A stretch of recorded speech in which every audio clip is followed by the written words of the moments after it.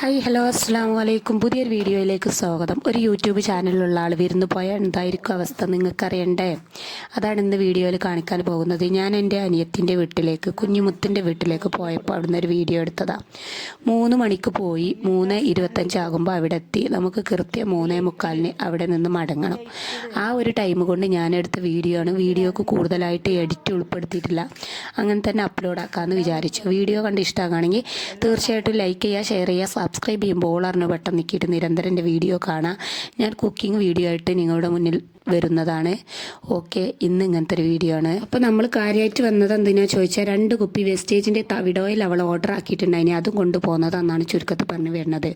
2 litre എണ്ണക്ക് 540 രൂപയാണ്. അപ്പോൾ ഒരു യൂട്യൂബുള്ള ആൾ എങ്ങനെ ഉണ്ടാവും വിരുന്ന് പോയാൽ ഉള്ള അവസ്ഥയാണ് നിങ്ങളിവിടെ കണ്ടത്.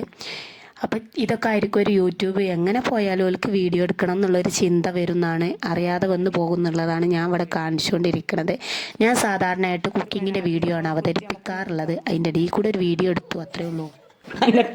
ഓളെ പിടിച്ച് നമ്മൾ ഇന്ന് പറയാതെ നമ്മൾ തുറന്നു. ഓളെ പിടിച്ച് ഇതിലൊക്കെ ഇതാ തയ്യാറിങ്ങിക്കോ കാടമുട്ട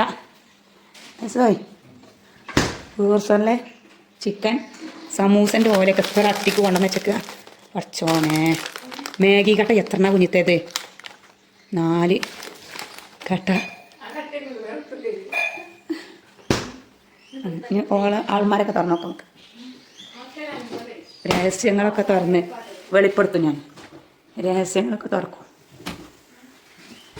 ഇതെത്തുണ്ടാക്കണേ? നാളെക്കൊരു ഉപകാരമല്ലേ ചെയ്ത എണ്ണ കുപ്പി അടത്തിയില്ലേ? അടുക്കളയിൽ ക്ലോക്കൊക്കെ ഉണ്ട്. അടുക്കളയിൽ ക്ലോക്കൊക്കെ ഉണ്ട്. എത്ര ഇതാ പെട്ടിയിലൊക്കെ പൊട്ടിച്ചാതങ്ങ് വെച്ച് ഞാൻ കിടന്നു. മുകളിൽ കുറേ സാധനം പൊട്ടിച്ചാത്ത കുറേ സാധനം ഉണ്ടല്ലോ അതിൻ്റെ മുകളിൽ. ഒക്കെ ഞാൻ വീഡിയോ എടുത്ത് വിളിച്ചെത്താം. അതിലൊക്കെ എത്തുണ്ടോ? ഇവിടെ ബോർഡൊക്കെ ഉണ്ടോ എഴുതണതാ? അത് ഇതിനെത്ര ഈ ബോർഡിന്? നമ്മളെന്തിനാ അതൊക്കെ തുറന്നു? നമുക്ക് ഇത് നോക്കാം. ഇത് തുറന്നു, നമ്മൾ ഇതും തുറന്നിട്ടോ. നമ്മളിതൊക്കെ തുറക്കാണ്ടാവും. നമ്മൾ വേഗം പോകും തുറന്നേ. ഇതും തുറക്കട്ടെ. ഇതും തുറക്കുന്നുണ്ട് കേട്ടോ. ബേക്കറി പാത്രത്തിലെത്തില്ലല്ലോ.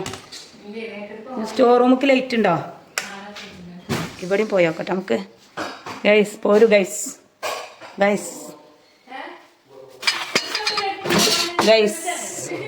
പ്രസ്റ്റീജിലെത്തുണ്ടാക്കല്ല. ഇതാ പ്രസ്റ്റീജിലെത്തുണ്ടാക്കല്ല,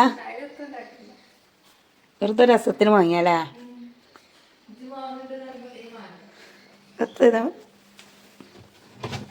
ബൂസ്റ്റ് വരി ബക്കറ്റിൽ നിറവ് ചെയ്യാണ്ട് വാതിൽ തുറക്കട്ടെ നമുക്ക്. അൾട്ടോ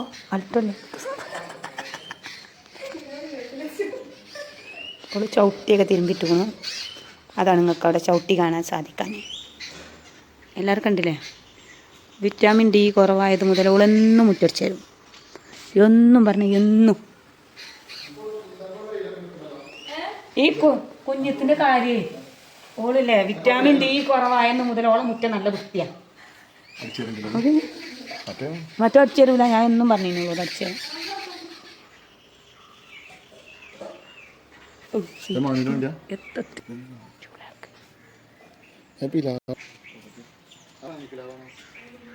അരമണിക്കൂറോ നമുക്ക് ടൈം.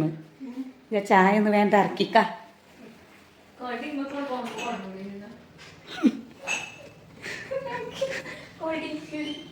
നമുക്ക് എല്ലാ രഹസ്യകളും തുറന്ന് വെളിപ്പെടുത്താം.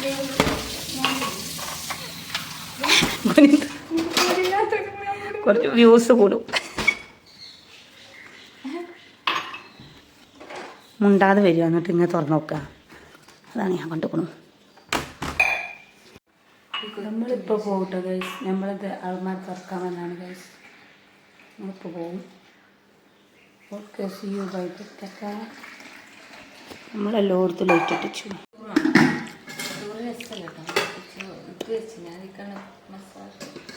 ചോറാണെങ്കിൽ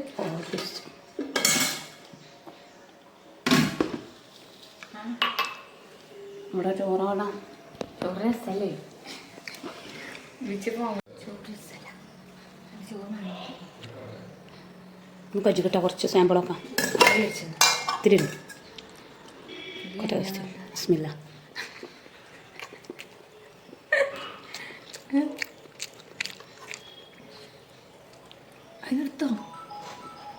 ചിക്കൻ പൊരി ഒരു കണ്ടോ ചിക്കൻ